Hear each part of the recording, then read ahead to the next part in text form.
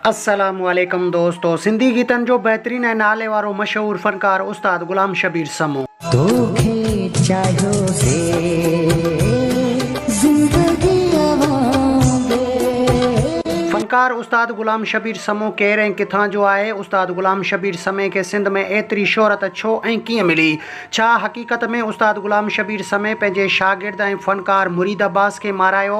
तफ़सीली ॻाल्हि ॿोली शुरू करण खां पहिरियां जेकॾहिं तव्हां असांजे यूट्यूब चैनल ते नवां आया आहियो त महिरबानी करे असांजे यूट्यूब चैनल खे सब्सक्राइब करे घंटी जे बटन ते क्लिक करे ऐं नोटिफिकेशन ऑल करे छॾींदा। सब्सक्राइब करण सां अव्हां जेको बैलेंस कोन वेंदो, पर असांजी काफ़ी हौसला अफ़ज़ाई थींदी ऐं तव्हांखे बि वधीक वीडियोज़ ॾिसण वटां मिलंदा। हलूं था पंहिंजे मेन टॉपिक तरफ। त सिंध जो बेहतरीन ऐं भलो रागी उस्ताद गुलाम शबीर समो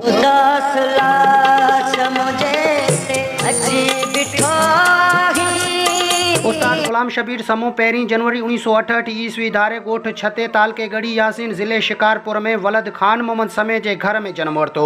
उस्ताद गुलाम शबीर समो 1 साल जो मस थियो त वालिद ॻोठ छॾे अची रते देरे में रिहाइश पज़ीर थियो। फनकार उस्ताद गुलाम शबीर समय के नंढपिण खां ई ॻाइण जो शौक़ु हो ऐं बाद में उस्ताद गुलज़ार अली खान खां मौसीक़ी जी सिखिया वरिताई ऐं शुरू में पंहिंजे वालिद खां ई सिखियाई।